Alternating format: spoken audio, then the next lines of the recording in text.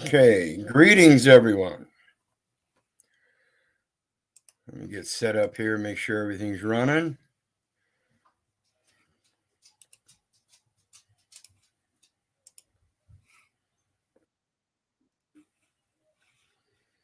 Get my link dropped.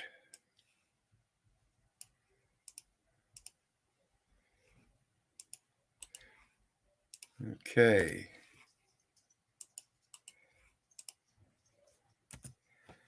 There's the link.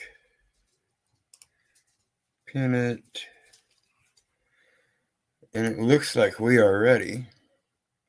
So feel free to make sure to hit the like, share, and subscribe. We're just now starting. So greetings, everybody that's here at the present. Feel free to hit that panel link and join. We're talking about anonymous tips and what they lead to, how the police operate on them, and making false statements in their affidavits in order to get warrants. Anonymous tips, being anonymous, there is no affidavit.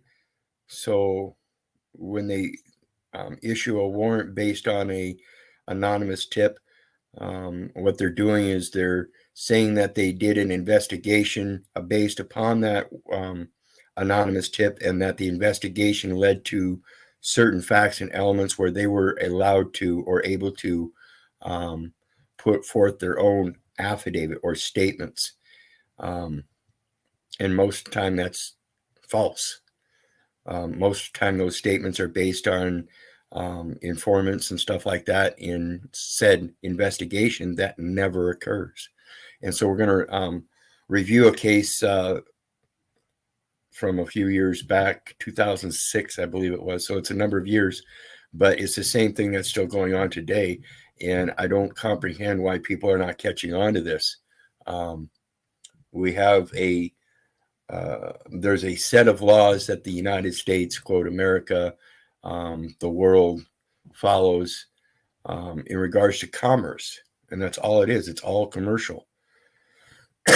And that's another illusion. So we're going to take a look at a case from 2006 where somebody planted drugs and then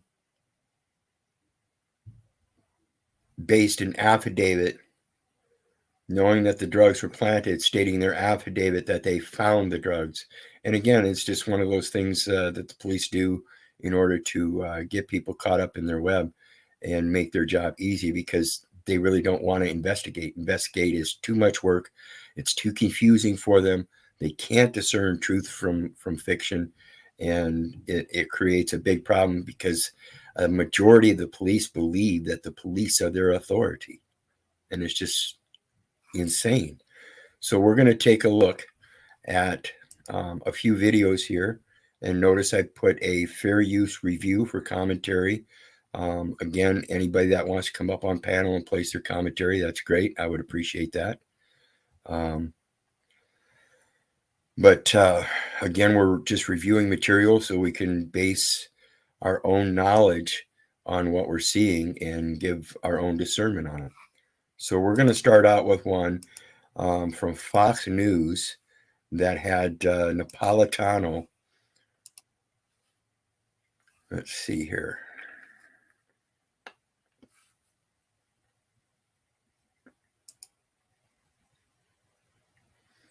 We're doing the wrong one here.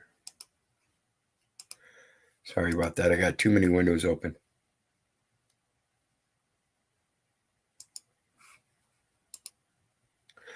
Okay. Now this is the former Judge Napolitano. He was on Fox News back at the time. And he had a discussion with Barry Cooper, who was the one that helped bring this Yolanda Madden out of prison based on those false drug charges, the planting of drugs and stuff. And Barry Cooper used to be a police officer himself, and he is now Cop Buster, KOPBUSTER on YouTube. I suggest subscribing to him. He's got some good videos. Tells you like it is. one of the very few people out there like Eddie Craig that used to be police officers, and they're now and have been for numbers of years putting out valid information that does and will help anybody that needs it. So again, don't believe me, don't believe your neighbor, don't believe the government. For crying out loud, don't believe your mother, and certainly don't believe Eddie Craig or Barry Cooper or anybody or Napolitano. Do your research so you know. So that's why I'm doing this review here. We've got a few videos. Let's get started with Napolitano. And again, that StreamYard link is pinned for anybody that wants to come up. I will also be dropping my Wordwise Warrior donation link. So I would certainly appreciate that. And again, just remember, it's a matter of sharing love. It's not a buying or selling of any products or services for imports and exports. We're giving out free education. Anybody who wants to share some love in that, feel free to do so. So let's get going. Napolitano speaking with Barry Cooper about losing his son after he exposed the police department for their corruption and planting drugs on Yolanda Madden. The U.S. government determined that he was not capable of raising his own children because he was telling the world truths. That is just insane. The families and burned billions of taxpayer dollars. How long shall we live in a police state? For decades, the government has waged a cruel war on us in the name of fighting vice and sin. The war on drugs has affected millions of lives and destroyed thousands of families and burned billions of taxpayer dollars and made the streets more dangerous because of the government's unconstitutional and ill-conceived efforts to attempt to regulate private human behavior. The war on drugs is a failure on every level: moral, constitutional, and economic. In Austin, Texas, Barry Cooper is a former narcotics officer. He is also a candidate for Texas Attorney General.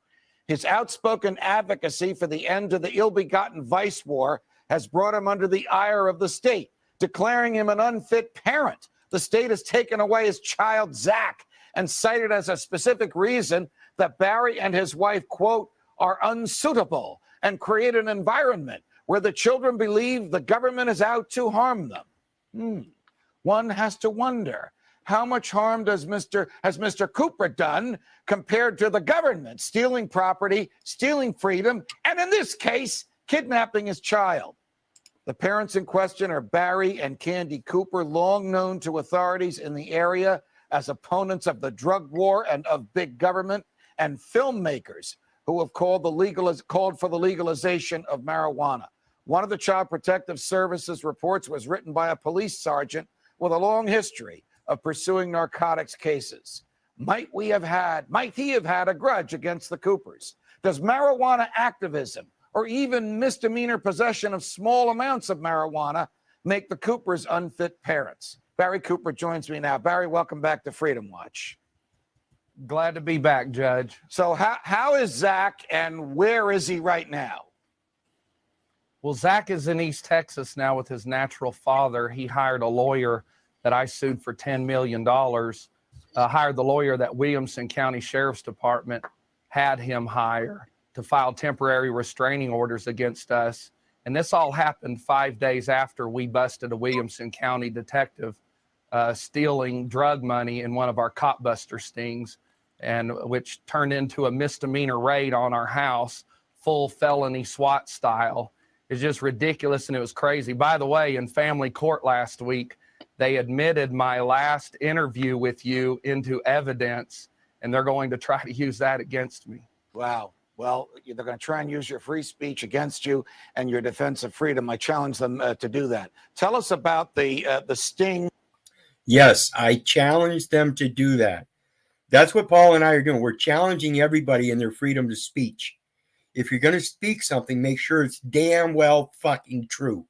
Because when this kind of shit gets into a court forum and you're able to prove that it's not, then there's trouble. Then there's real controversy. Then there's proof that there's a violation of rights. Not until then.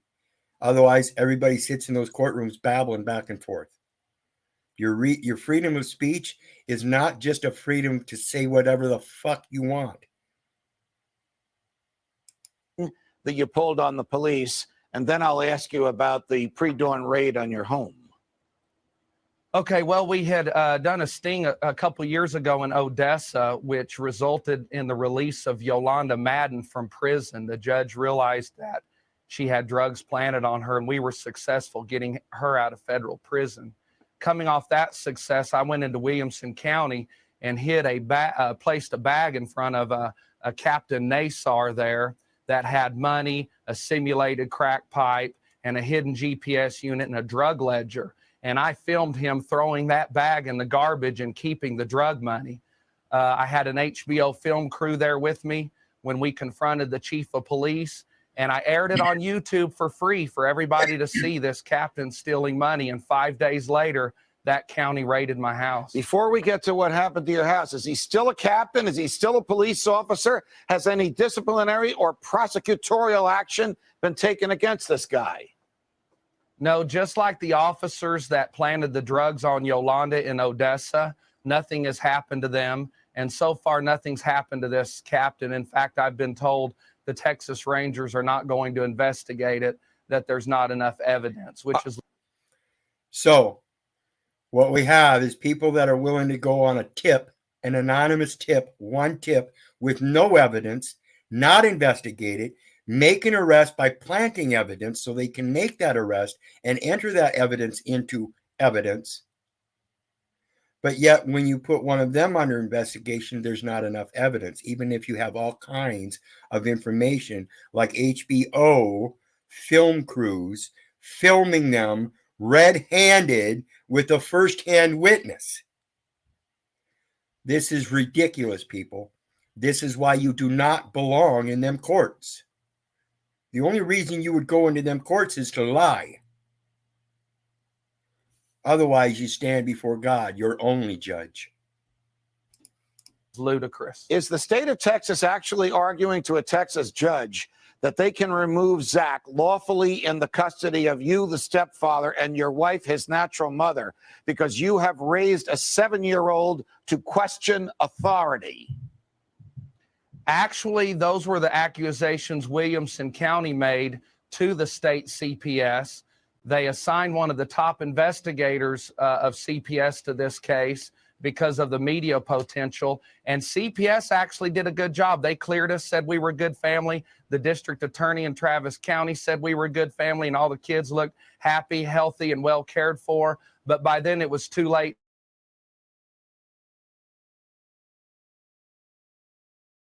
Judges and lawyers there that hate me. And this is of particular importance here. I urge everyone, pick up the scriptures and read them and learn how to correlate those with their laws and tear them apart. Deuteronomy 24, anyone caught stealing one of the children of the brethren of Israel and making merchandise of them shall be put to death. You shall remove evil away from amongst you. There is no reason to take a man's child, particularly because he's spouting off against the government when the United States as that government is nothing but a commercial entity under 28 USC 3002. Explicitly, it's a federal corporation. And then under federal government, definition for federal government, 5 CFR 575.102 says federal government means all entities of the government of the United States, including the United States Postal Service and the Postal Regulatory Commission. So where do they get their authority? That warrant, that's a judicial, or that's a administrative warrant. They had nothing for a judicial warrant. Nothing. Is Zach going to come back to where he belongs? Judge, we're praying. In 90 days, we have a final hearing, and we're going to put that in front of a jury. We're trying to get venue changed to Travis County because of my activism and wanting to legalize marijuana, they're bringing all that up in the conservative East Texas courts, and it doesn't look good for us there. I think you should bring an action in federal court. And I think Exactly. I've been telling people for a number of years now, you don't belong in those state administrative courts. If you're going to go any court under administration, you go to the federal court, Supreme Court of the United States. And if you look at their form AO430, when the state prosecutes as a plaintiff, that form AO430 at the Supreme Court level says the plaintiff is the debtor and the defendant is the creditor. I don't know why you wouldn't go to federal court. That's the judicial determination right there on their form, period. Napolitano is absolutely correct. you should accuse these police of kidnapping your child because of your First Amendment activities, which Imagine that. Kidnapping is the charge, as I mentioned, Deuteronomy 24:7. I didn't watch this video first, guys. This is all new to me as well. First time viewing. It's only the caption that caught me because I investigated that Yolanda Madden case. And it's all based on a anonymous tip. And coincidentally, that anonymous tip, he made an error and he had a number off on the license plate, so they got the wrong vehicle. They weren't even looking for Yolanda. They weren't looking for any man or woman. They were looking for a vehicle. are absolutely protected outside the home and within. Last question. How's the race for Attorney General? Boy, this would really put them in their place if you win this. How's the race for Attorney General of Texas going? Well, it doesn't look like I'll win because of the raid and my son being taken. The Cop Busters reality show is on hold. We were really close to selling it, which was going to give me the money and the television presence that I needed to win Texas Attorney General. But no worries. I'm going to regroup and come back strong. We are fighting for the freedoms of other Americans. Our family was retaliated against, and all that will come out in federal court, like you said, because we are about to file a $40 million lawsuit against those police agents. And Zach will be returned to the loving family from which he was stolen. Barry Cooper, thanks for joining us. Yes, sir. Now, I haven't researched on that particular part of it yet, but we're hoping that he was, so I will check that out and find out. The next one we're going to look at.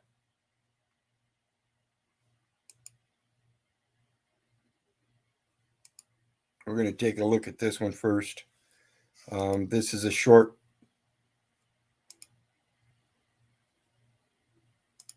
A year since former Odessa police officer Barry Cooper set up a fake drug house to sting the Odessa Police Department on his reality show Cop Busters. Today, the family that hired Cooper and his crew to set up the sting are getting what they want, another hearing for their daughter, Yolanda Madden. CBS 7's Jordan Reagan sat in on this morning's hearing. He joins us now live in the newsroom with what happened in court today. Jordan? Yolanda Madden was arrested and convicted of federal drug charges in 2005, but her family says the drugs were planted and they've got evidence to prove it. Today, they got their chance to present some of that evidence in the evidentiary hearing in federal court in Midland. Last year, Cop Busters Barry Cooper set out to show that the Odessa Police Department obtained search warrants illegally, but he also wanted to raise publicity for what Yolanda Madden's family says is a wrongful conviction. I'm excited that we had a hand in getting Yolanda to this point, but I'm bitter of the pain that this has caused Yolanda and her kids and her family. So it's bittersweet to me. Many in attendance hoped today's hearing would change things for the Madden family, but a decision has yet to be reached. I'm not happy with the hearing today because I fully expected Yolanda to be released today to go back to her kids and family for Thanksgiving. For some family members, it was their first time to see Yolanda in quite a while. Her family's in there, her grandmother's in there, her kids are in there, and she comes in there shackled like a dog. That's absolutely uncalled for. She testified today, along with two of the police officers who the family says intentionally framed Yolanda for her possession charges. But the judge made it clear that the purpose of today's hearing was only to take a second look at the evidence that could have changed the outcome of the original trial. I think they went as well as we could expect. The judge limited us to a very, very small part of a 2255 hearing. They presented some of the forms from the booking phase of Yolanda's arrest, which they say were tampered with and shouldn't hold up in the court of law. If we'd have had some information that we didn't have at that time, and there was a lot of information we did not get from the prosecution, if we'd had that information, would the trial have been different? The answer to that is absolutely it would have been different. This is called the discovery phase. When you go into discovery phase, the prosecution is supposed to give you all of their evidence, and when they don't, that's violation of due process as well. When the judge allows it, that's treason from the bench. So let's go on to the next one. Oh, I guess that's it. Just the two. My apologies. So, oh no, wait a minute. We got another one. Sorry.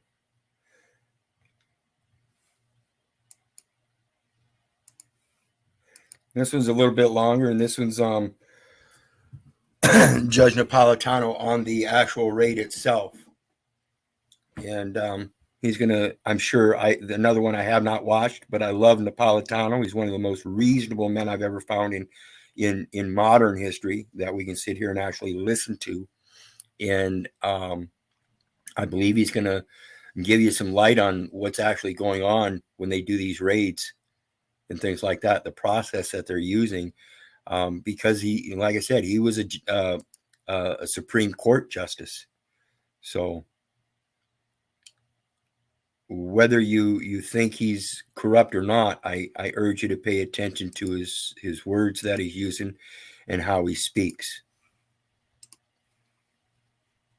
You realize the failure of the war on drugs when someone tasked with combating it switches sides. A one-time Texas drug agent described by his former boss as one of the best narcotics officers in the country. Barry Cooper, Copbuster. And by the way, Copbuster on YouTube, it's KOP space BUSTER, and then he's also got his own site, www.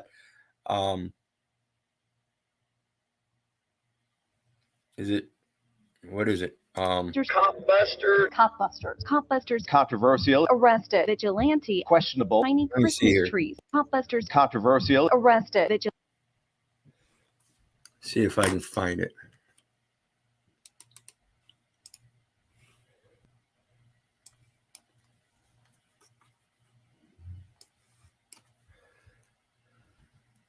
Oh, it's Never Get Busted Again. Or nevergetbusted.com. Nevergetbusted.com. So that's his actual site, nevergetbusted.com, and then Copbuster on YouTube. Vigilante. Questionable. Tiny Christmas trees. Watchdog. Illegal. The Texas Rangers are investigating a sting Cooper carried out against Odessa police officers in 2008. Welcome back to the Lackluster Channel. Barry Cooper was once one of the nation's top canine and narcotics officers. During his tenure, he realized that the one of the nation's top.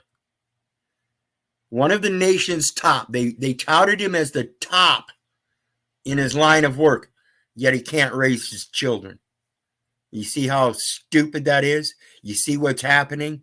It is truly the government coming against you. Those people in the government, when they get butthurt and they use that system against you, they're using the system against you before you even get butthurt. It's like I told Drew, just because you haven't been in court doesn't mean you ain't going to be there. Then he turns around and says, well, I have been in court, but I'm not going there no more. The fuck you ain't. As soon as somebody else decides on an anonymous tip that you ain't nothing special, they're going to take you to court. That's how it works.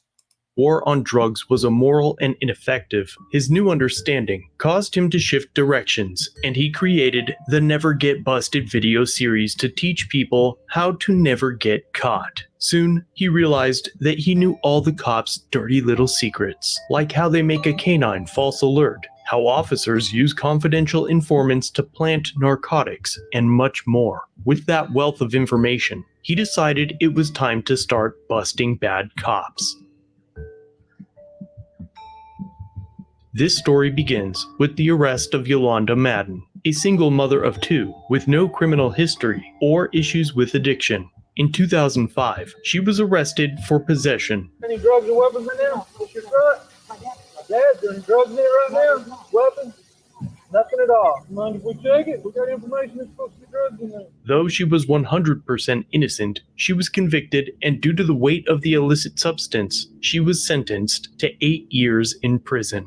Yolanda's father had overwhelming evidence that the substances used to convict her were planted by a confidential informant who had accidentally hit the wrong target. Her father contacted Barry Cooper, as he not only ran Cop Busters, but he also previously worked in the area with some of the same officers involved. Barry decided to take action to catch the officers by setting up a fake grow house in the district, hoping that by doing so, he could prove Yolanda's conviction was sourced by unlawful and unconstitutional actions of the officers involved. So in December of 2008, Barry found a vacant house and put tinfoil over the windows. He brought in grow lights and ventilation systems, all for the care and nurture for 2 small pine tree saplings, and to trigger an illegal raid by the Odessa Police Department. Police are not supposed to run a search warrant or make an arrest on an anonymous tip alone. Right. And this Vice unit has a habit of lying on search warrants and claiming they had an informant go in and see drugs in the house, and then they raid the house. We used to do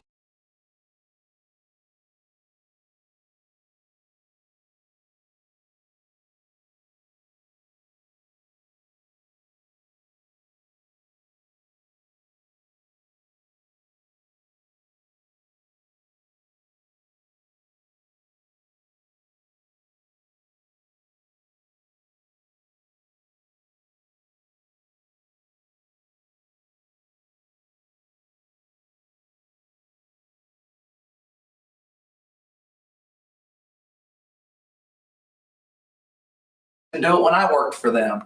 If we couldn't get the evidence we needed and we wanted to raid the house, we lied and said an informant went in there. So now, with Barry's pine sapling nursery set up. My apologies, I forgot I muted. So when they go into a house based on some informant without doing any investigation and then write an affidavit, that's false. That's hearsay.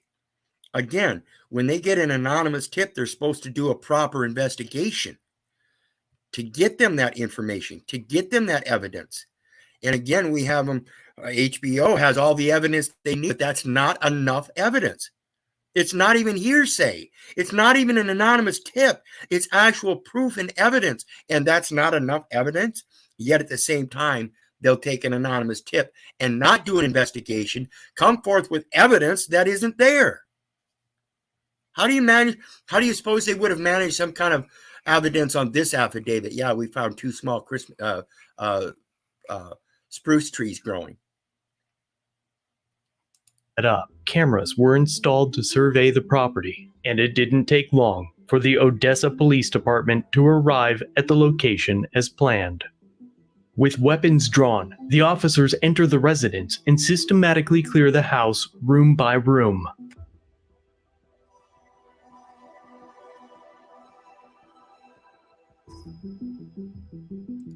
They finally make it to the room hosting the Christmas Tree Grove and realize that their anonymous tip was false. Pine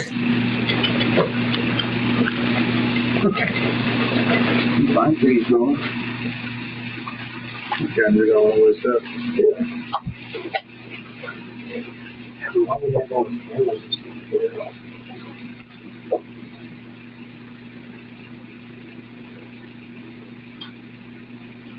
Before leaving, they noticed a Cop Busters t-shirt pinned to the wall, alongside a note addressing the officers that read, "You are the focus of a new reality TV show called Cop Busters. There's nobody in the house and nothing illegal has happened. We will be approaching to interview you with cameras. Our crew will be in red t-shirts, like the one on the wall." The officers then find the surveillance equipment and leave just as quickly as they arrived. Yeah, because they got.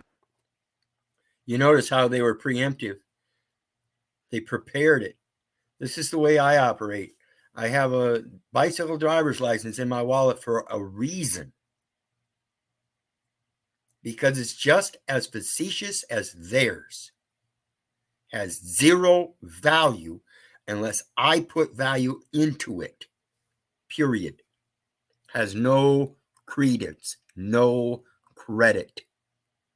This camera here, they got 2 in there, and all the monitors are running up there in the cabinet.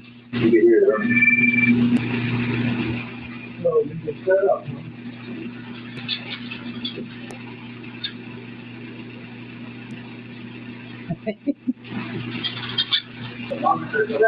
We're talking to the United States Attorney, so if you would, please not touch anything. I'm not. I got my hands in my pocket. We'll find out what we need to do with the camera.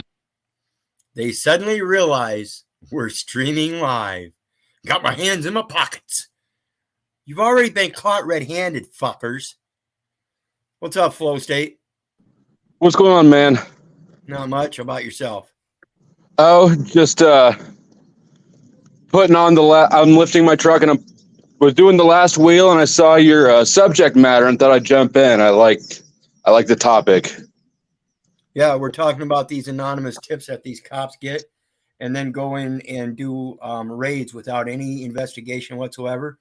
But yet when you catch them red-handed with HBO, full film, and a first-hand witness, that's not enough evidence to investigate. Yeah, I got raided 3 times in 2017, and one of the things in the affidavit for the search warrant was an anonymous tip. Yeah, and that means that you've got somebody that said that they were in there, saw activities, made a first-hand witness statement, but won't put his name on it and won't testify to it in court. They didn't even attest to being a first-hand witness in the anonymous tip. Yeah, the anonymous tip can't be a first-hand witness if it's anonymous. And it was a poaching claim, which is absurd. I'm too lazy to hunt legally. But game wardens are like super cops, which I found out the day that I got my door kicked in and I was floating. I woke up floating out the front door in handcuffs.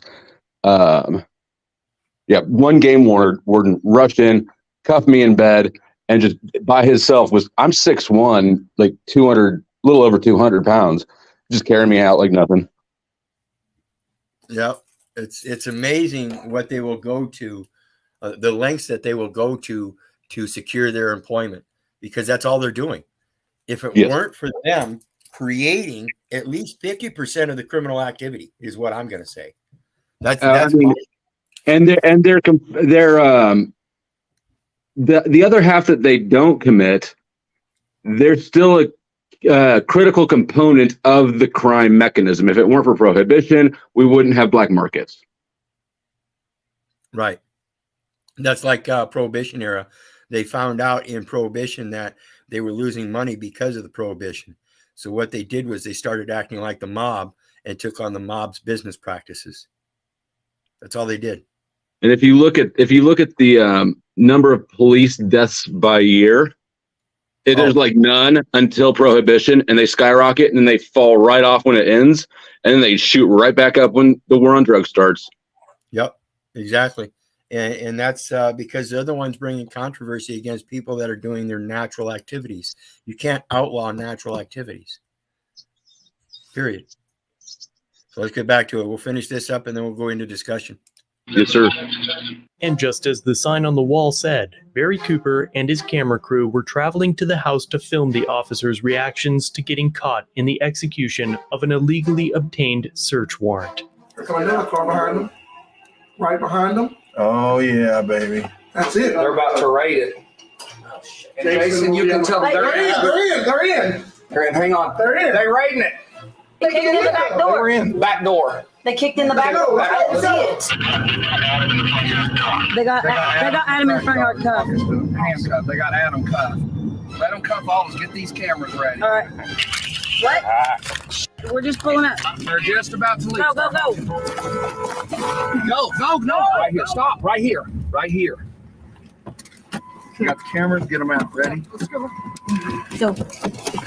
Hey, I'm Barry Cooper with Top Busters. Why are you in my house? What? Do you have a search warrant?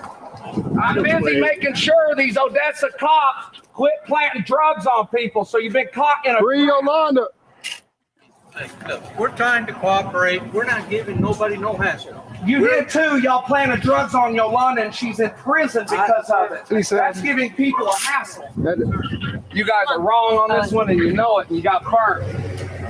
I'll show you the paper. That's what they did. Oh, I want to see the affidavit. What judge signed an affidavit? There's nothing illegally going on unless y'all lied on that affidavit. Okay. What did you say to get in there? Yeah. What happened? Talk to the detective.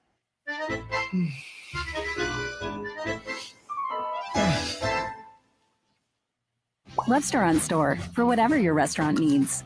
Most products ship about free ads. with Restaurant Plus. Worry about ads. After we set the trap house, it was the cops' job to do a proper investigation. And had they investigated properly, they never would have raided the house. The information obtained by this. Had they investigated properly, they'd have known they'd been being set up. This is how dumb they are when they don't follow the investigation procedures. Because sooner or later, people are going to catch on to this tactic, and they're going to start getting set up all over the world, not just this nation, but around the world. And this is what I've been telling people about them nice little devices known as phones and stuff. You should be using those. This operation was used to prove that the Odessa Police Department lied on affidavits used to obtain search warrants and eventually freed Yolanda Madden. Tonight, Yolanda Madden is a free woman, and she says she was falsely imprisoned for 4 years. Today, District Judge Rob Junell vacated her sentence. Sure. Hey! Yolanda! Wow! Hey, Brandon. Good to see you, bro. Because of the setup, Yolanda. You guys hear that? Vacated the sentence. Does that sound like vacation? Is this Odessa, Missouri? Yes, I believe so. It's right beside me. Yeah, Yolanda Madden, 2005, picked up for drug charges, and the drugs were planted by the officers because a informant gave them a license plate number and happened to misstate the plate number, or they misread the plate number and got her instead of the actual one they were informing on. The poor lady spent 4 years out of an 8-year sentence in prison with children that missed out 4 years of their life on mom. This is sick. And like he said before, like Napolitano said, he would suggest him to go to federal and charge him with kidnapping. I would do the same thing right out the gate. I don't care if it's a child or an adult. It's a child of Israel, and they're making merchandise of him in those courts. That is kidnapping according to Scripture, which is the law of the land under Public Law 97-280. Yolanda spent 4 years of her life in prison, despite her innocence. The police chief responded to the fake grow house operation by calling Barry Cooper immature and juvenile. In a statement, Odessa Police Chief Timothy Burton calls Cooper's actions juvenile and irresponsible, claiming that his actions were potentially illegal and wasted the time of law enforcement and taxpayer money. Barry eventually ran for Texas Attorney General, but his contributions to help end the drug war brought him under the ire of the state. The police ran a search warrant on his home to seize his Cop Busters videos. Not narcotics, videos. executed a search warrant on Cooper's home. They confiscate his camera equipment, videos, and computers. After the raid, they arrested him 3 times and his wife once under misdemeanor charges related to the Sting videos. All charges were later dismissed.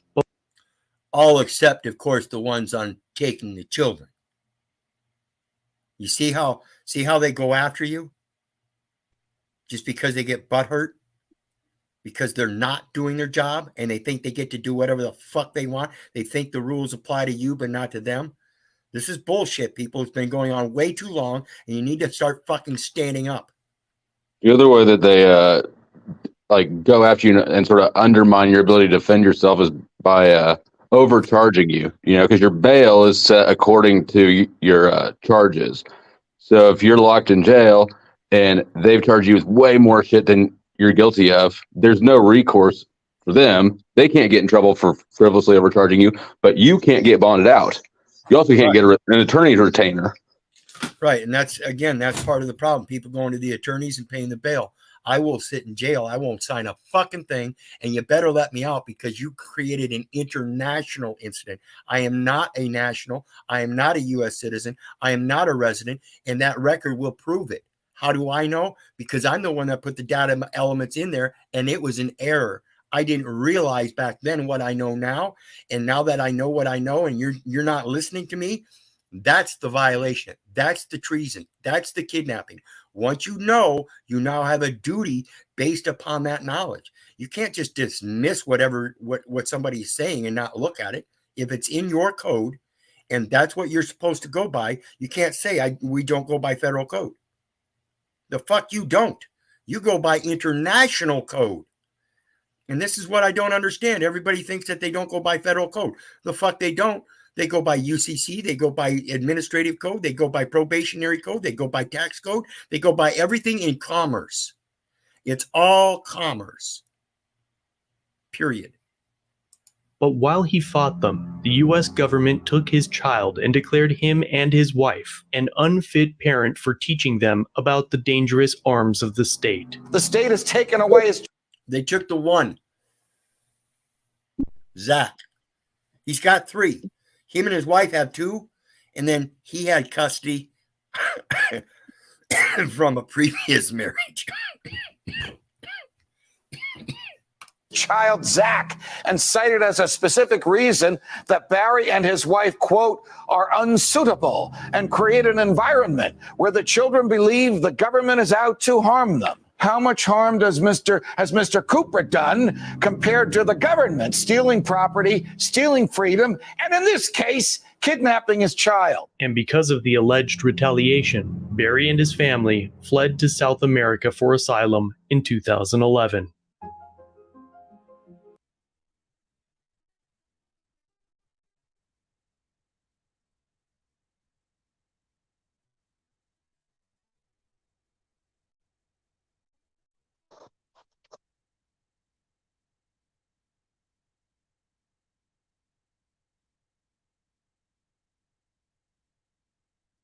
I can't hear you, and I think that that's you, probably not me.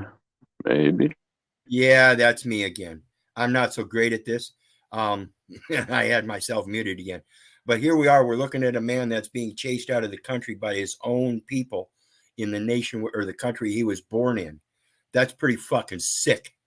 When you have the ability and are told to throw off a despotic government, that when you do so, that very government comes after you, particularly when that government ain't nothing but a fucking corporation. And it's only because 98% of the people in this fucking country are asleep, claiming they're United States citizens and willing to be on a jury, claiming they're a United States citizen. See, that's another reason they can't take me to court. Put me on trial. Trial of my peers where? Every last one of them is carrying around an ID that says they're a United States citizen. The United States doesn't have a fucking birth registry. How can you be born in the United States if there's no birth registry? Dumbasses. It's just fucking ignorant. Learn how to read. Listen to people. Don't believe them and do your research and see if you read the same fucking thing. Did you learn all this stuff in prison? No, I went to prison for 3.5 years when I was 18. Oh, shit. That's been a while. Yeah. That was in my young days when I first broke out into this world as a young adult, tried to get in the military, and they turned me down, says I wasn't in physical shape well enough to be in the Army. Had a bad knee and a bad ear. Said they didn't care about the knee. It was the ear they were worried about because they were afraid I couldn't hear them.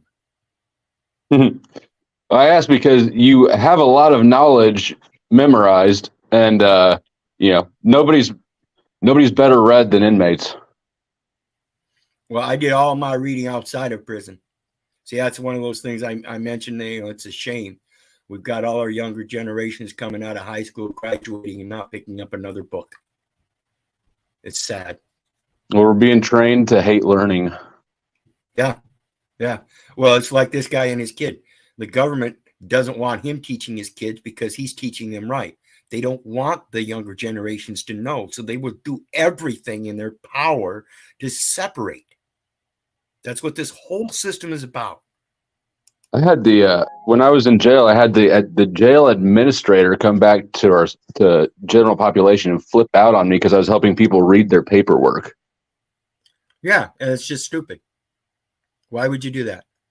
I mean, this whole thing is about helping each other. Oh, no man anything but to love one another. So when we're in those facilities and they're telling us not to do certain things that are of our nature, that should also tell you something. It surprises me because I live so deeply on instincts, and I think that's what most people are missing. They've been the instincts have been bred out of us. You know, we're this sophisticated, civilized being. No, we're not.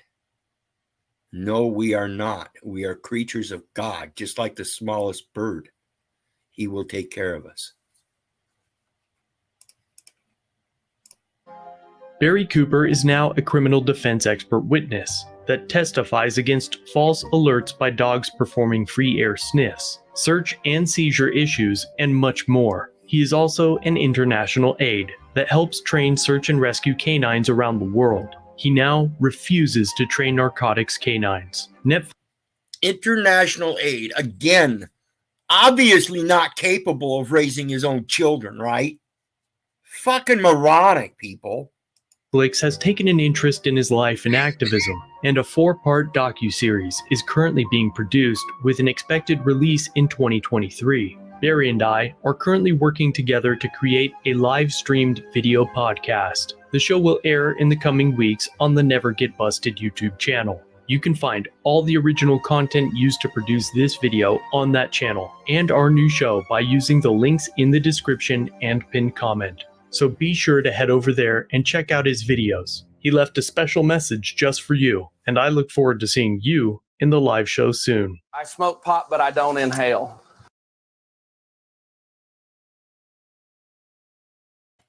That was a pretty good ending.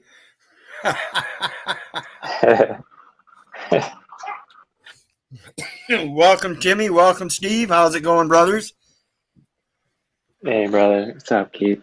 Going pretty well, man. So what do you think? I got a few more pages we're going to look at here in regards to hearsay and stuff on LII Wex. But what do you got so far? Well, it's great they exposed them for, falsifying warrants or bypassing them, and getting those convictions. I mean, it got that girl out, right? Yeah, and that's what we need to do is I tell people that when I get involved with people, I'm bringing the truth right up front. If there isn't truth in it right from the front, then I'm not going to have anything to do with it. And that's the same thing I do with any paperwork that's presented to me. So if it's presented in fiction, guess what? It's filled with comments that are invention, fiction, and fabrications. So all I got to do is point out, listen, you're trying to communicate, which is the conveyance of a debt. I'd like to spread a message, which is the gospel, the word of truth. And that is to owe no man anything but to love one another. For to love one another, that is the fulfillment of the law. And they all have to agree to that because that's the scriptures they follow. I don't have to follow them. I only follow them because I get to use them against them.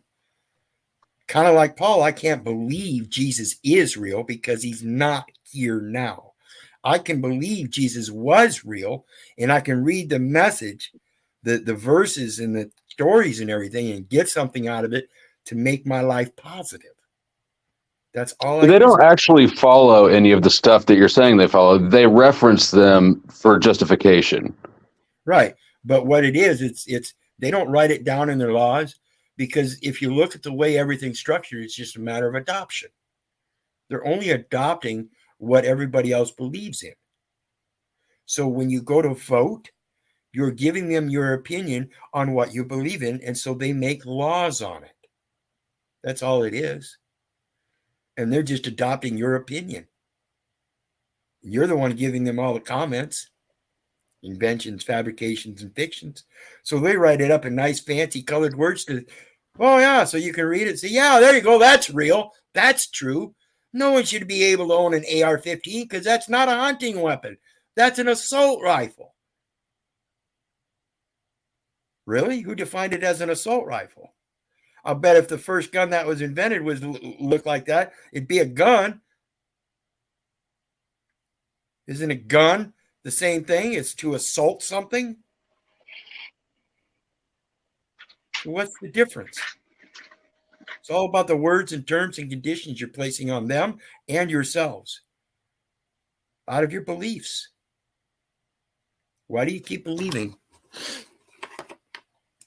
So let's look at this next one. I've got hearsay pulled up on LIIWEX.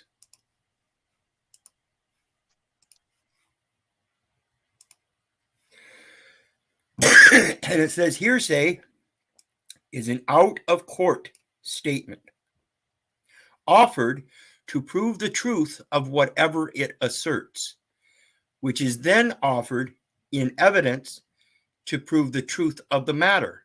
So we have the truth of what it asserts, and it has to be in alignment with the truth of the matter. So it's the subject matter we're talking about. The problem with hearsay is that when the person being quoted is not present, it becomes impossible to establish credibility. However, it becomes impossible. In other words, it isn't possible to have credit by the statement itself is false. And what we're talking about here is if somebody makes a statement that's true, but then passes on, his statement in accordance to himself and his estate would still be true, as in his own truth, his own will, as a living will and testament. And that's why these probate courts have no jurisdiction over the living man, and yet you walk in there as a volunteer. Volunteer for what?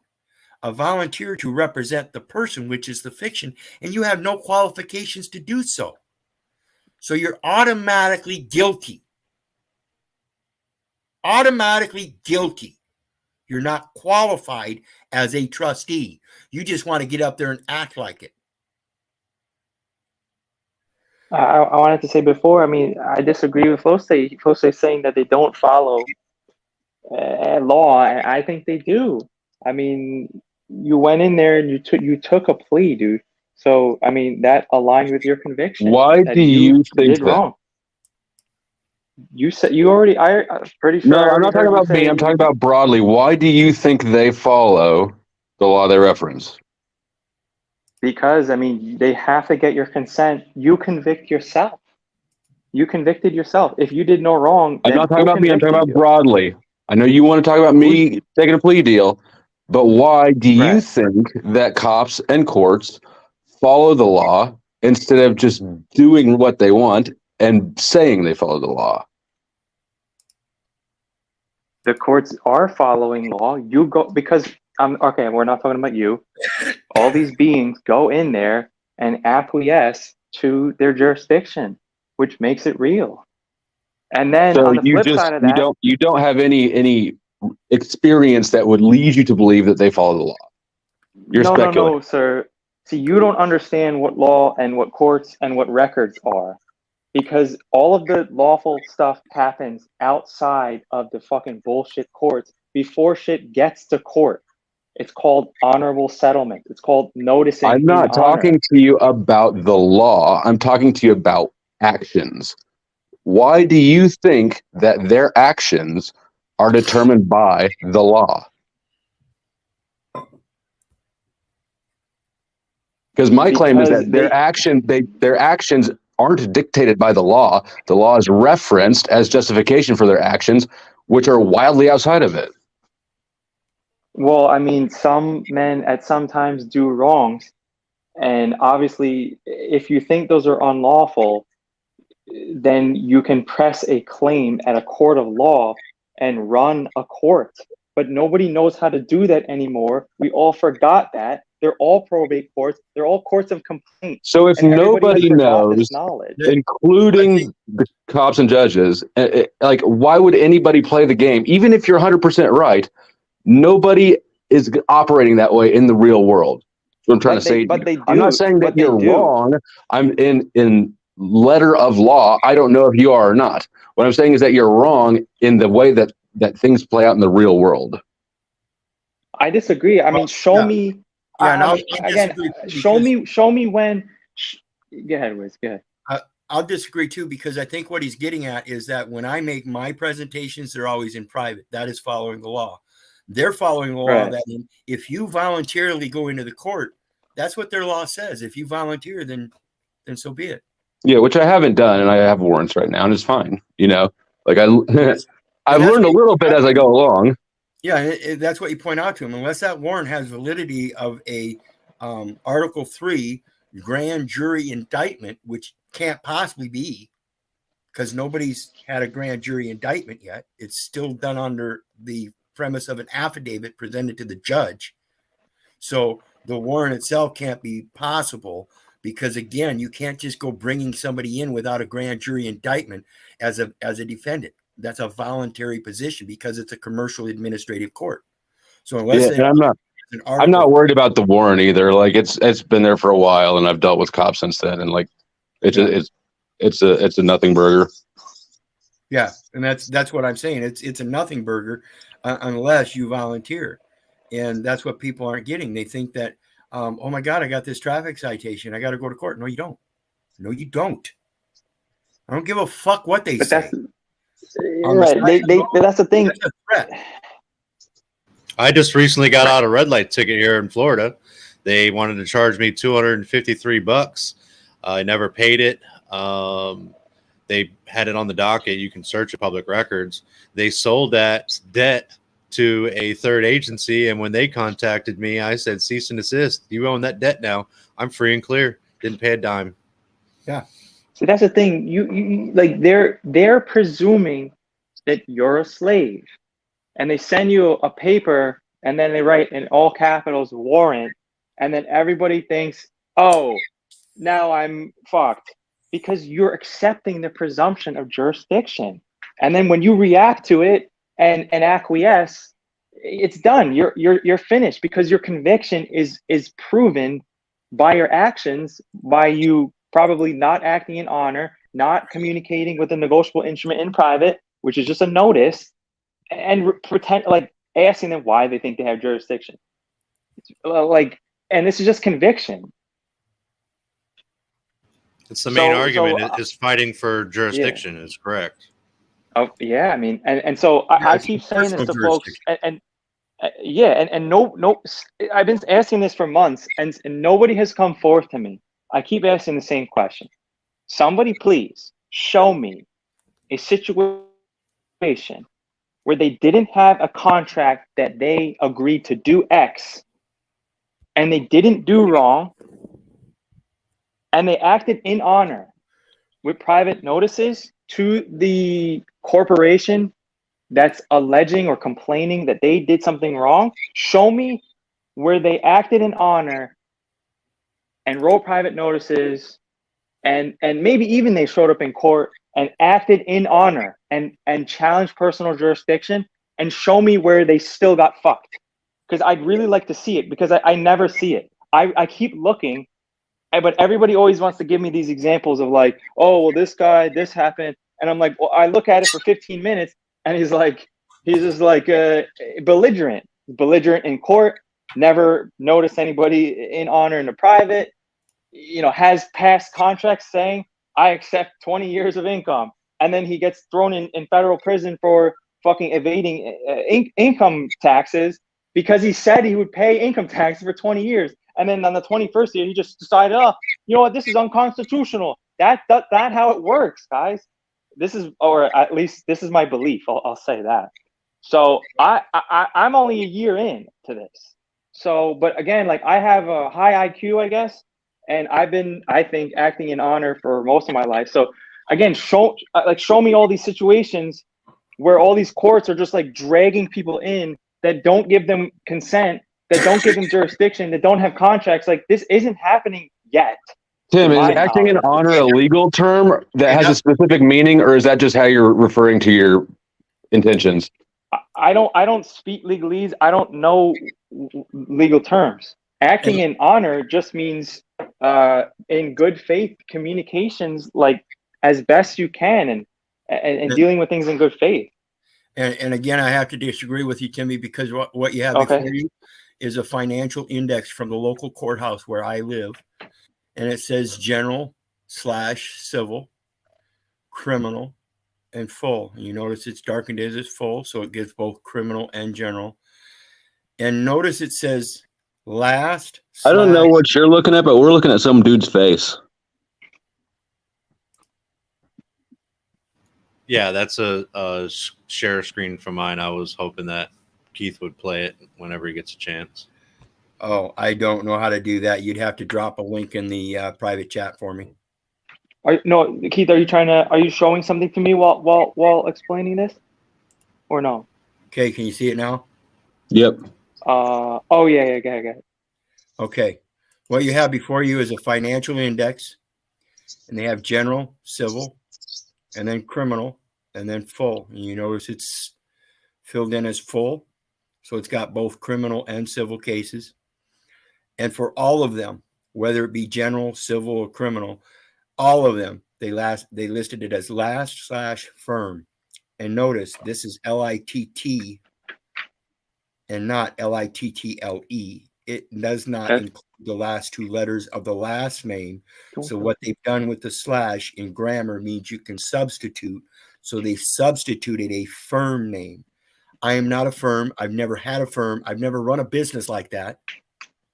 And therefore, what they've done is they've converted a record. Right. Okay. By converting the data elements. I never used LITT in any record anywhere. Nowhere in my entire life. So this is a data element they converted mine from to. So they converted the last name to a firm name. Right. This is the Social Security number. You notice there's no dashes. Again, they converted a number which used to have 11 characters to a number that only has 9 characters by removing the 2 dashes that signify that it's a Social Security number. And now all of a sudden it becomes an obligor. Okay. Who's the obligee? Who's the obligee? That would be me. Keith. Payor. Who would that be? That would be the financial institution I assigned to make the payment, the director. Bureau of Public Debt. Okay, so they gave me a document with enough information just on this part right here. And then, of course, it's got the case ID number, but the ID number isn't in here because it's a full financial index. So it includes all cases. And I just send it to the Bureau of Public Debt with a directive under 50 U.S.C. 4305 for full acquittance and discharge, where no person shall be held liable in any court. Now, yeah, but this is your commercial jurisdiction now, no? No, it's a zero commercial jurisdiction because why would I do this? Because I've already contacted the U.S. Treasury through the Treasury Offset Program, and they verified that there is no public debts listed against my name and number for public or private. Therefore, the full acquittance and discharge where no person shall be held liable in any court seems reasonable to me because I'm the one that entered all those errors. They only went by what I erred in. Now I'm correcting the record and there is zero value, and I put zero value in there. Those records will show that I gave no value. They only got value after the investment was made on the bond, which I knew nothing about. So now it comes to reconciliation of the bonds. Yeah, see, I don't know how to play that. Let me see here.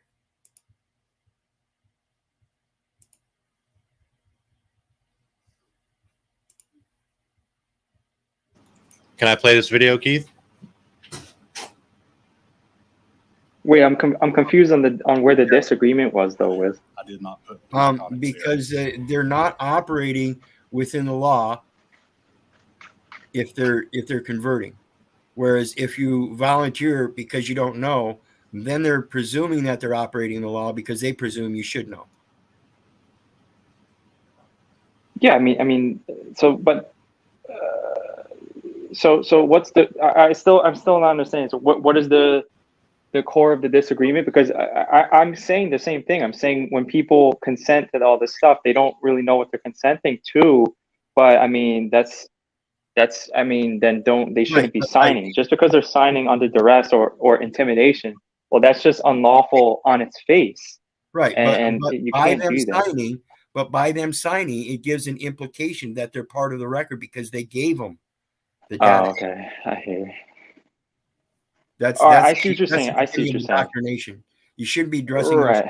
You shouldn't be addressing those courts at all. You should be doing everything privately. Go ahead and Steve, and see if you can play that. I'm going to remove this here, and let me see here. Yeah, I don't have a link here. If I had a link here in the private chat, I would be able to play it. But otherwise, go ahead and see if you can play it. Yeah, so in your StreamYard, I have it added as to present. So you can click on it, and I guess I can control it. Yeah, there you go. The drugs were there. I did not put the narcotics there. First up, we head to Jackson County, Florida, for the trial of Zachary Wester. Former sheriff's deputy was charged with 67 counts of racketeering, fabricating evidence, false imprisonment, and possession of controlled substances. Wester's accused of planting drugs in a dozen vehicles during random traffic stops. It appears to be an illegal narcotic. Do you know anything about that? I do not. All of the drivers denied owning the drugs, but yet most were subsequently arrested. You have the right to remain silent. The arrest caused suspicion internally, and in 2018, Wester was suspended. 3 years later, the case went to trial. He pleaded not guilty to all charges. This is a case about an abuse of an incredible power, about the abuse of the incredible trust that we all put, and we have to put, in law enforcement in a society. The prosecution relied on the defendant's own body cam footage to help argue their case. Stephen Van, a convicted felon, had recently gotten out of jail when Wester supposedly found methamphetamine in his car. Have you ever seen this before? No, what is that? I'm just trying to figure out how that stuff got in your car. You're gonna go to jail today for possession of methamphetamine, okay? Oh man, dude, I'm serious, dude. Anything, what you want me to do, man? Like the other drivers who testified, Van gave the officer permission to search his car because he claims he had nothing to hide. And I knew my truck was clean. I knew it was. While the jury got to watch most of the traffic stops, some recordings had mysteriously disappeared. Why in the world would that have been deleted? I wish I knew that answer. Ironically, body cam footage would become the strongest element in the prosecution's case, especially when it came to Teresa Odom. Hi, how are you? I'm good. At first, the officer's polite, even playful. Anything in the vehicle I need to be concerned about? Bombs, hand grenades, rocket launchers? Okay.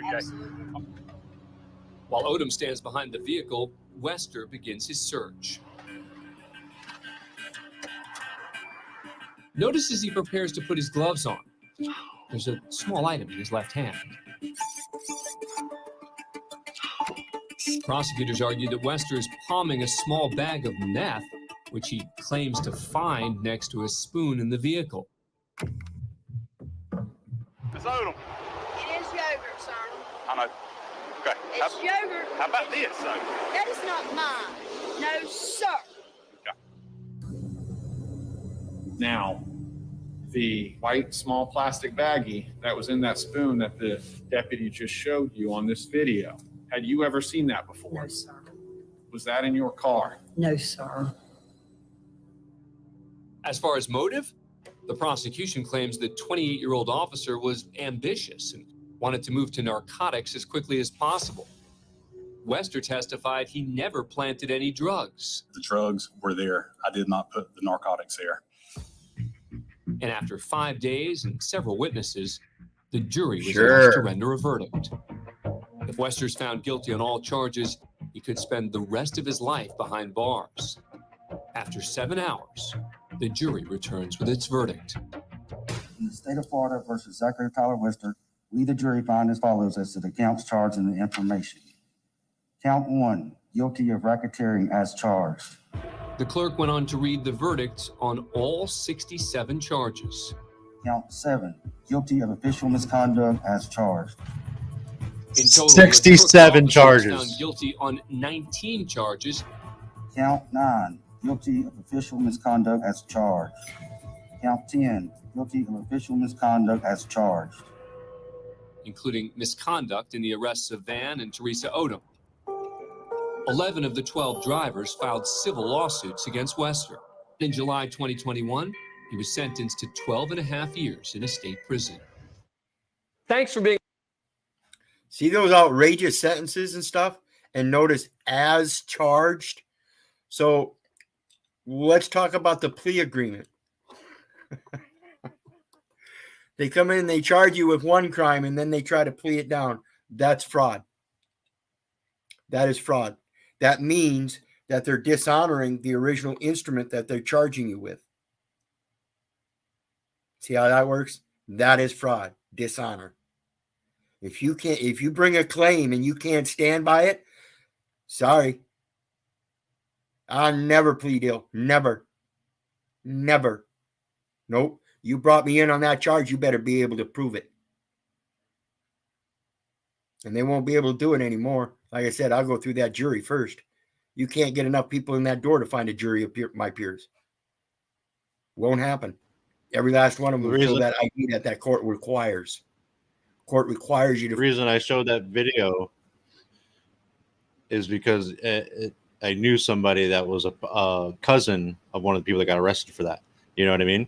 And it's just sickening. You know what I mean? That these cops think that they're supposed to be, you know, at least that you think they are supposed to be, you know, helping the community and doing good and being good, but you know they don't.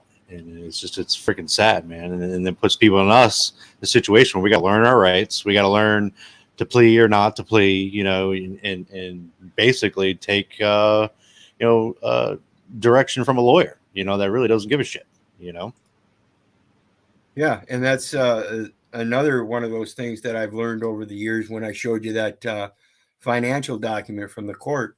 You know, I talked about the Treasury offset. You know, I call it the Treasury offset program. And they tell me there's no debts, public or private. So what is the local county courthouse doing? Well, they're offering up a debt of some sort. So who do I deal with? Do I deal with the Treasury offset program or the Bureau of Public Debt? So like I said, they gave me an option here, and all I got to do is fill in the obligee and the payer. Well, the payer would be the Bureau of Public Debt, and the obligee would be myself. There's the obligor number. There's the firm name. And I'm telling you, I was never qualified as a firm. And when they converted it, they made an error just like I made an error. So let's forgive everybody. As long as we repent and promise not to do it again, we should be good, right? So let me see them put in another document of financial index and converting everybody from a living man to a firm. See, that's the true repentance. They can't do that. They have to keep entering the data elements as they are given to them. That's why I say you got to quit going in there and giving them that data elements. It's not what you're supposed to be doing. Remember, comments. If you're going to put comments on their papers, that's invention, fabrication, and fiction, and they'll prove it. I can prove it too. I don't see what the problem is. I'm in agreement with their courts now. That's the funny part. That's what took them for a swing. That judge looked at me, do you understand English? And I vehemently, yes! How dare you? I was a kid walking around with dictionaries all my life. Of course I understand English. Fucking wake up. No, you don't. English is a colored language, and in order to comprehend English, you have to follow it to its roots so you know what's exactly being said. Because I'm telling you, it is not behave, it's behave. It's not knowledge, it's knowledge. Pay attention. So let's look at that.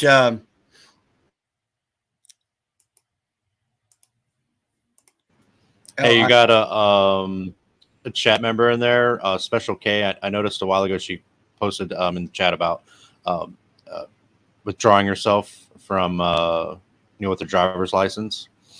I wanted to show her. I wanted to show her my my driver's license. Remember what I just did, Keith? Yeah, the UCC thing. Mm-hmm. I mean, it's a step, right? I mean, it's somewhat better than nothing. Yeah. Let me see here. How do I do this? There you go. And I'll show you mine too. See on the bottom there, it's kind of blurry, but what he did was put UCC 1-308, correct? Reservation of rights. Without prejudice, UCC 1-308. Because I went in, not everybody cares, but I went to get my veteran stamp on there, and they do it for free. And I was like, no shit. So I made them do it for free just so I can re-sign my driver's license to get that on there. There you go.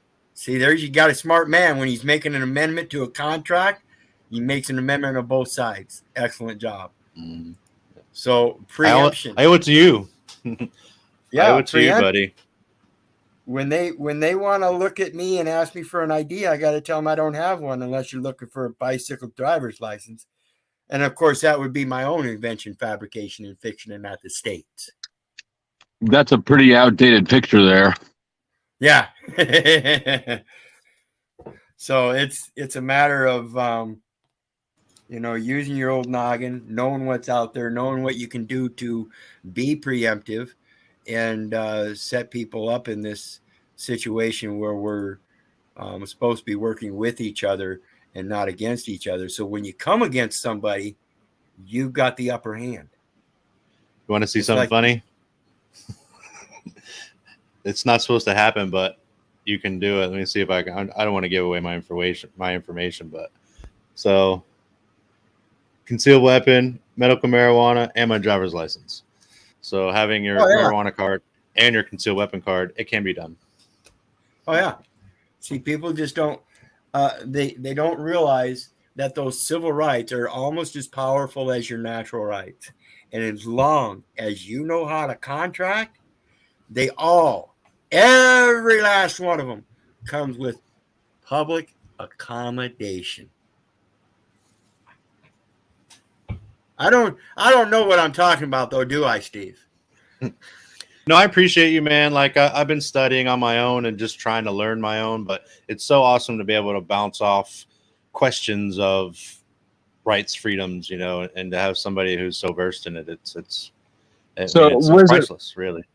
What's the entry point? Like, if I don't know shit about whatever, the things that fly out of your mouth don't make sense to me. What's the entry point? Just start reading UCC or birth registration, enumeration at birth, 5 USC 301, United States Code 301, and you'll read 3 things in there. There you go. He's got a good one. The UCC code. and there's like 3 books on the UCC that you can get. I actually bought that book recently. I haven't read it yet. Good read. You need to. It's going to give you a lot of understanding on the paperwork and everything. Yep. I've been reading that, and I got my Black's Law dictionaries. Yeah. And when it comes down to it, that 5 USC 301, that's got 3 things mentioned in there. One of which is, is that the 10th edition, Steve? 11th. Oh, okay. There you go. See, up to date. Even got the 11th, the newest one out. So 5 USC 301 has 3 things that it mentions in there. First and foremost, I want to make sure that it's clear. It says specifically, even though it wasn't repealed, it is applicable to Department of Defense. It doesn't say Department of Defense and other agency, the United States or anything, Department of Defense. And then in that 5 USC 301, it's the departmental administrations, talks about executive offices, military agencies and branches and stuff. The enumeration at birth is what you go through at that spell of illness at the hospital. And the minimum birth registrations is what's required, minimum birth registration requirements is under 5 USC 301, along with the Plain Writing Act. And this is telling us that when you read the Plain Writing Act, everything's got to be in that 7th grade level. And that's why I like the U.S. code at LIIWEX. When you go to that code, it's in plain language. A lot of it's going to be written out by the titles. You can go through that code, read the titles, and pretty much tell what it's going to be about. Obligations are the securities of the United States. What are you doing? Trading. What do you mean trading? Well, you're using Federal Reserve notes, an obligation or other security of the United States, to buy stamps. Another obligation or other security of the United States. You think you're buying stamps, and in fact, you're trading. Okay? If you can't figure that out, I don't know where else to lead you.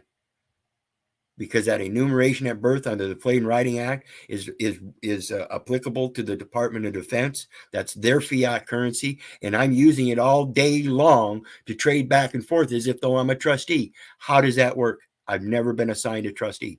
Well, you claimed a resident. You claimed the resident, not them. That's your error. Quit doing that. So let's look at the rest of the hearsay stuff. Hearsay in the next sentence says, as a result, hearsay evidence is generally not admissible in court. However, there are exceptions to the hearsay rule, which are explained below. And that is what I said. If you have a will and testament, that's not hearsay. Just because the guy passed away, it's not hearsay. That's his last will and testament. You can't say that's hearsay and enter it into a probate court, you dumb fucks. The execution of a will intestate is to be done outside of court. Just like it says here, hearsay is an out-of-court statement.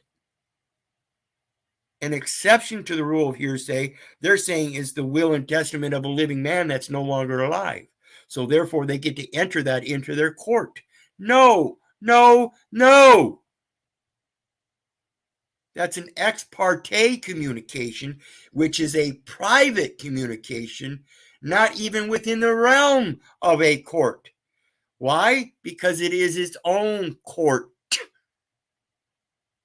Court age. The man was of age to provide his own court when he wrote his own will and testament. That was his court. You can't assume a real court in your fiction court. Listen to the words I'm speaking, folks. Hearsay rule is the rule, not a law. And why do we not pay attention to their rule of hearsay?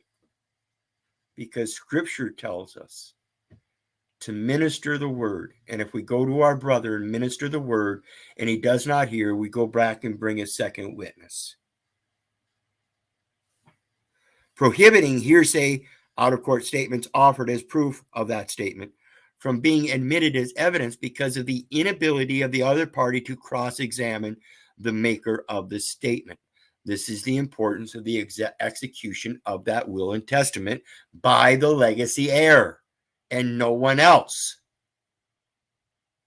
Somebody outside of the legacy heir to administrate the estate would have his own interests and bias against the estate.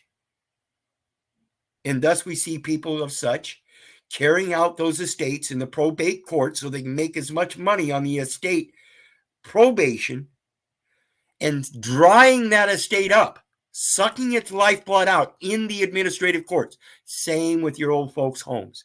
When you send your old folks to the old folks' homes, they're drying up their estates because you don't know how to manage it as legacy heirs, you dumbasses. It says there are a number of exceptions to the hearsay rule, including present sense impression. You express yourself and it makes an impression. This is your First Amendment right, supposedly, to express yourself. And like I said, it's a matter of getting up and moving as well. You press your feet into the ground, and to impress them, you need to express them from that place and then impress them again. And it's the now time, not in first person, second person, third person, past or future tense. Eckhart Tolle, The Power of Now, another book I would recommend.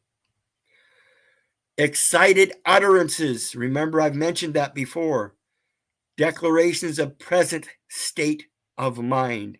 What state are you in? Paul and I mention this all of the time. I am not in Iowa State. I am not in the state of Iowa. The present state of mind I am in is in a gospel. Go spell it. You get me now? Do you hear me now? Dying and the business records exceptions. So when somebody dies, there's an exception to the hearsay rule because they've got business records that administrative court wants to get their hands on so they can suck that business dry, as well as things defined not to be hearsay, admission of a party opponent and prior statements of a witness. So let's look at Article 3 hearsay.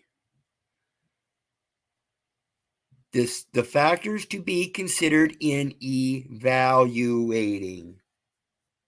Coin your words or purse your lips. If you don't know what you're saying, then you shouldn't be saying it. Remember, any comment, whether written or spoken, is known by definition to be an invention, fabrication, and in fiction from the origin. The difference between comment, communication, the conveyance of a debt, and message. When one is old enough to lay something on the table, the mess hall, the mess table. You know, when you get done taking all of the value out and you still have a mess to clean up, moose. What is the value of what you're putting on the table? When you get away from that table, is it going to be clear? The testimony of a witness are perception, memory, and narration. 9/10 of the law is a ration. Morgan, hearsay dangers in the application of hearsay concept 62 HL revised 177 1948. Selected writings on evidence and trial, You can read it for yourself. I'll drop these links. Let's go on to the next one. Rule 803 of the Federal Rules of Evidence. Exceptions to the rule against hearsay. The following are not excluded by the rule against hearsay, regardless of whether the declarant is available as a witness. And like it said, present sense impression, a statement describing or explaining an event or condition made while or immediately after the declarant perceived it. Not 5 days, not 3 weeks, not anonymous tips. Excited utterance, a statement relating to a startling event or condition. Hallelujah! Made while or immediately after the declarant perceived it. Love the God. I perceive him in every breath I take. Let's go down to 3 says the existing mental, emotional, or physical condition. Existing physical condition is an exception to the rule of hearsay. That means that anybody making any comments, written or spoken, cannot be taken for their word unless they see me eye to eye, face to face. How's that for face value, image, and likeness? You want to put your balls on the table? I will. Let's go down to 16, which is the other important one. Notice they're striking some of these words and stuff. This is one of the reasons I like LII Wex. They'll show you some of the things they're going through, the changes. 16, statements in ancient documents. A statement in a document that was prepared before January 1st, 1998 and whose authenticity is established. And I'll remind you that Public Law 97-280 is an exception to the rule of hearsay, and it is the year of the Bible. Thank God to Ron Reagan, wherein he stated that the 1611 version of the King James Bible and its scriptures are the law of the land. Hallelujah.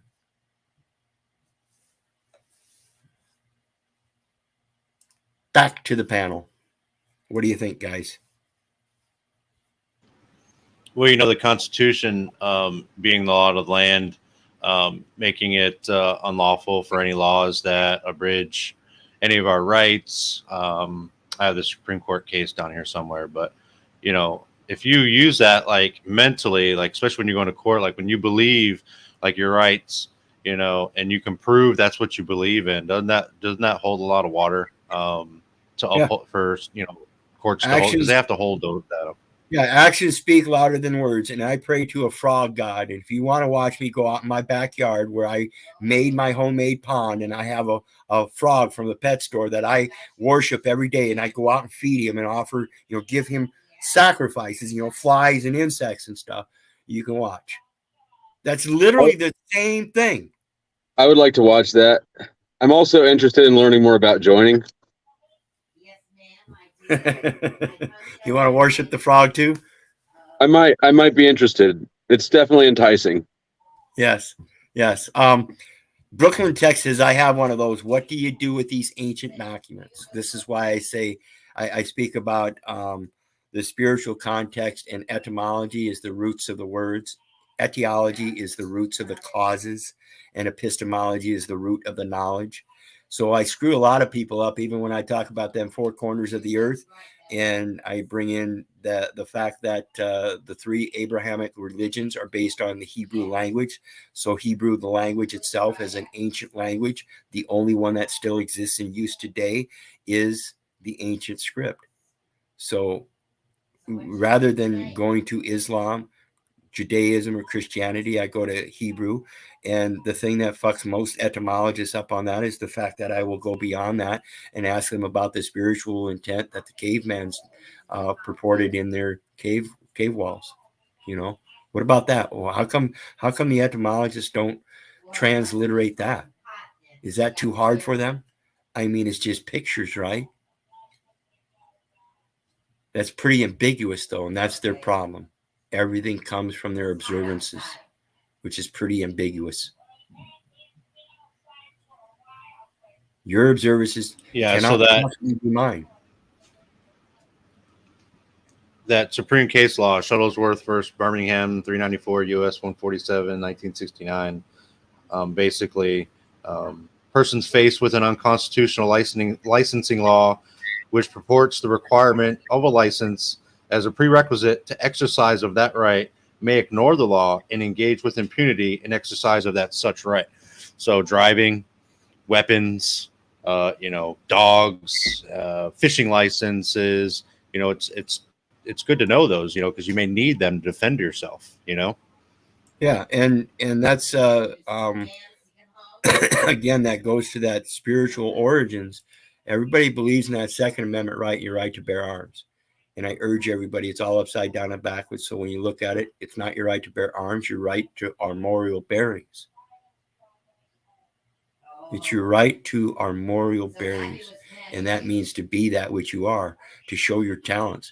When somebody professes armorial bearings and they put up that flag, that's their heraldry.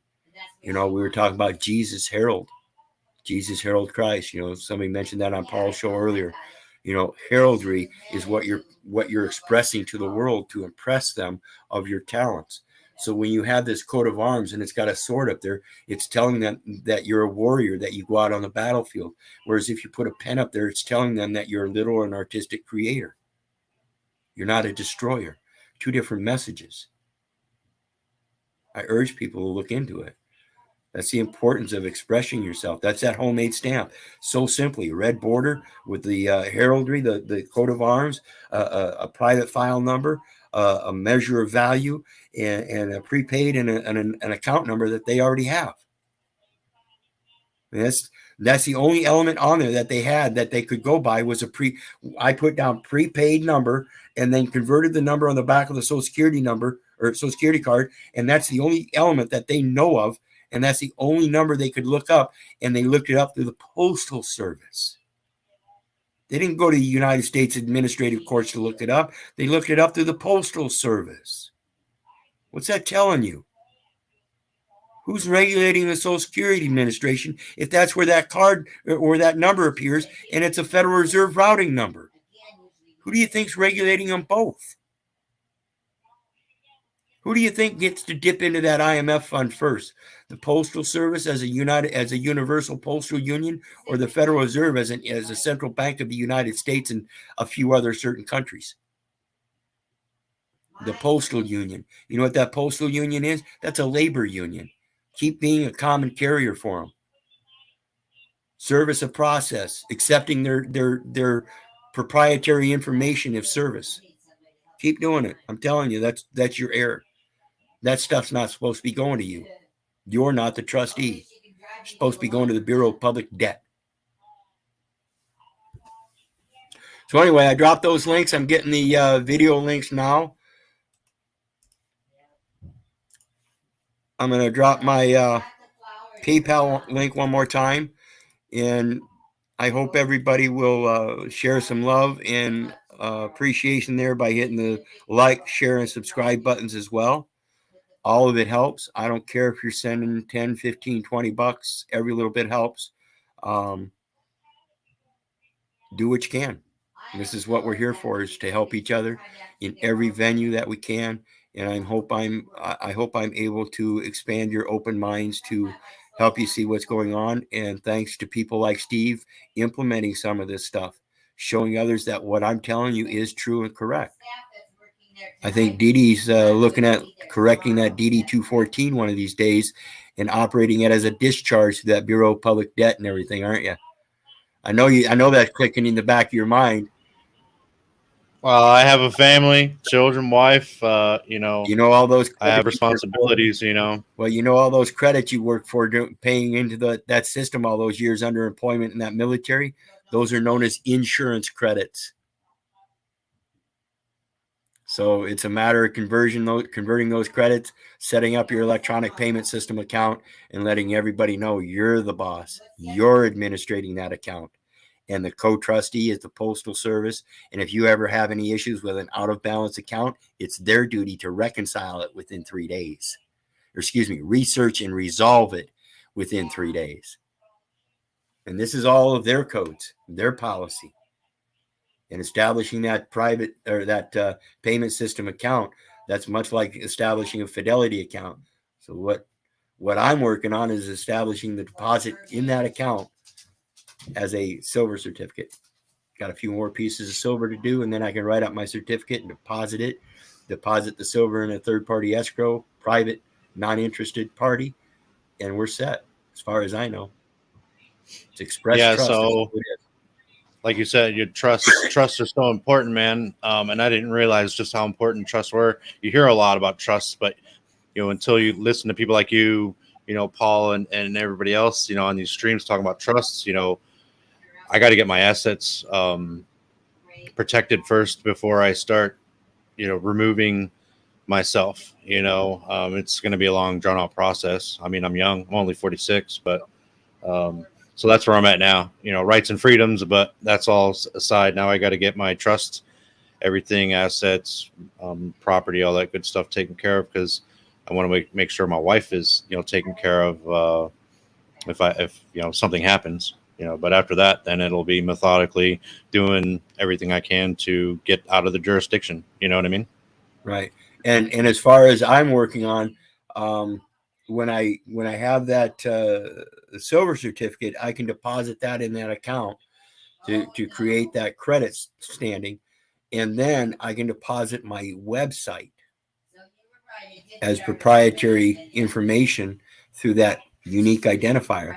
So all I got to do is deposit that unique identifier into the account, and then, like my bike, that's custom build, and I can use that unique identifier, attach another little identifier for the bike, and then draw up a description on my site for the bike with that specific identifier with pictures and everything. And that number is the only thing that would get deposited in that account. And it would just be a reference number that would show the facts that I've already posted that nobody can deny. That's where you find the truth. You put your record publicly on certain things so you can have them documented, and then you transfer that document number. So I could have literally certain information on all property I have, the laptop, and I can just attach a unique identifier and then correlate it in my private record with the identifier that it came with, like the truck. If I had a truck, I'd put the VIN number in there, but it would now be identified as a new unique identifier. That way, if they ever had any issues and needed to search it by their number, they could search it by their number. You know, it's still going to have that number, but as far as public records, it's now identified by my unique identifier, and they can't do anything about it. So anyway, I want to thank everybody for joining us. Steve, appreciate it. Like I said, you're one of the guys I see putting that stuff to work and coming up on the platforms, being able to show it. And I see that your family is the one that you're wanting to protect, and I see that is the main motivation. So the patience is key, and we got to give you time. Like I said, nobody can do this overnight like I did if you've got a family. I don't have. I scared the living shit out of my wife. I told her all this stuff I'm doing. What are you doing? What are you talking about? And I was a little overzealous, you know. And of course, you know, once I get more educated, it's like, all right, man, don't worry, you know, don't worry. Yeah, and see, I found this guy named Wizard. He's got YouTube. It's all good. Yeah. Well, he's got a bicycle license with a really old picture of him. He yells at the camera a lot sometimes and cusses, but well, see, that's one of the things my family disowned me for, is because I do those kind of things. I'm going to be a kid at heart all my life. And I found that the best way to express that is by being a kid. So, you know, compliments to the bicycle driver's license as an adult, you know. But anyway, I certainly want to thank everybody. Special K, not really here. Chris, Miranda 26 writes, Harry Nutt, always glad to see you again. Laura. Harry Nutt. Yeah. Well, Harry Nutt used to have a little issue with me, and you know, we all have to change, and I've seen a change in them, and I hope they see a change in me. You know, that's, you know, a lot of times. I was just laughing at the name. I don't know who it is. I was going to say I saw Harry Nuts earlier, but. Well, it's like I tell Jack and them all the time. You know, it's these rough relationships that when you get through them, that make the solid ones. So, you know, I don't ever mind all the hassle. You know, when people see me getting all upset, hey, that's part of me. That's part of you too. I see other people getting upset. And like I said, I will manipulate. I will go out in public and use a sack and talk to it and manipulate people, and they won't even know it. What? You wanna think I'm crazy and insane? That's fine. If I want you to leave me alone, I know how to do it. I will act crazy and insane. You know, I was wondering earlier, now that you mention it, about whether you actually know what you're talking about, or if they just don't fuck with you because you're too much of a headache. Well, think about it, brother. I've got over 600 videos on YouTube, over 800 on Facebook. I've been doing this all from the start, and they pulled my Facebook video from my first stop when I first started doing this, and they were arresting me. I posted that, my first video. So they knew in court, and they pulled up my video, the condensed version. I said, no, I'll show mine, the whole version, unedited. I entered it into evidence so they wouldn't get away with that. No, you're not going to chop my video up. I created that.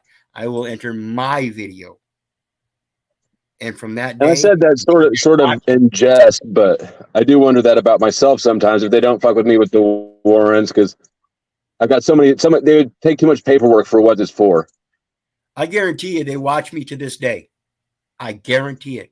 They filed a protection order on me while I was in my last court case and renewed it 5 years in a row.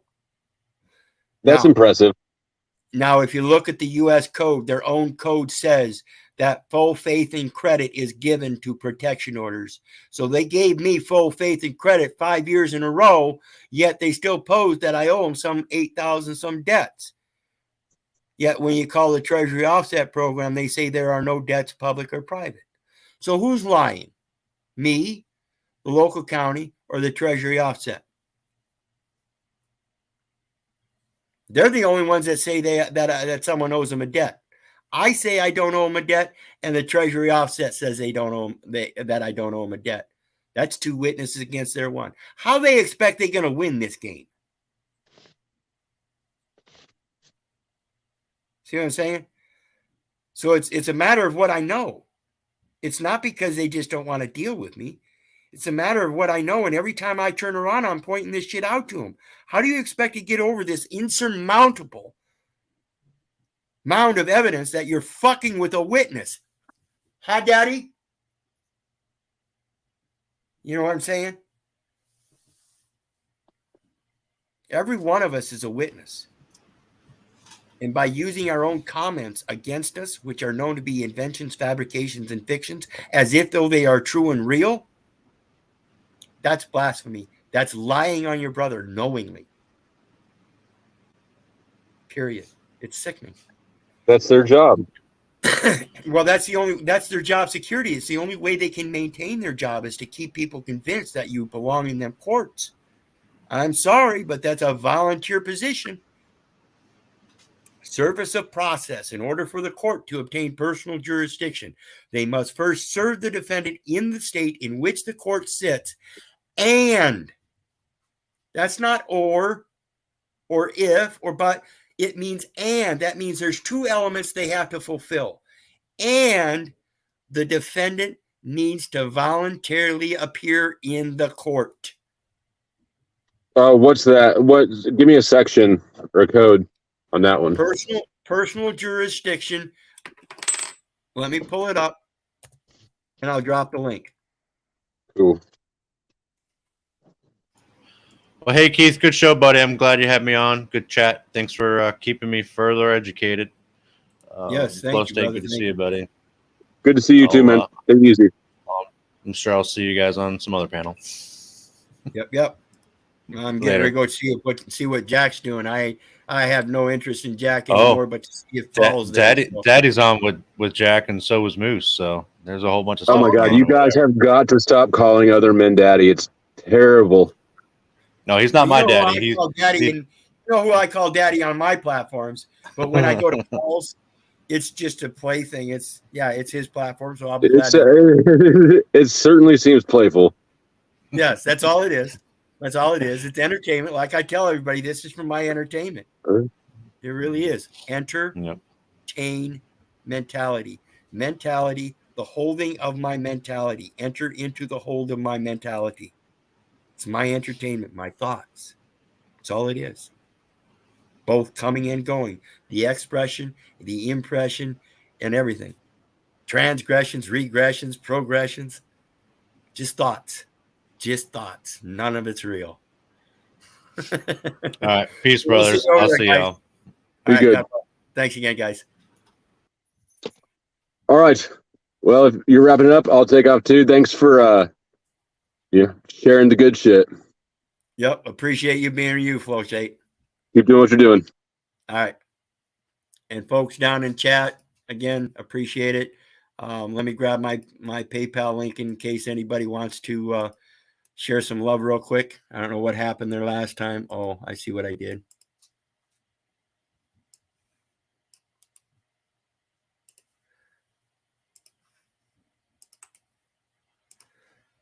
So there's that real quick drop in case anybody wants to share some love.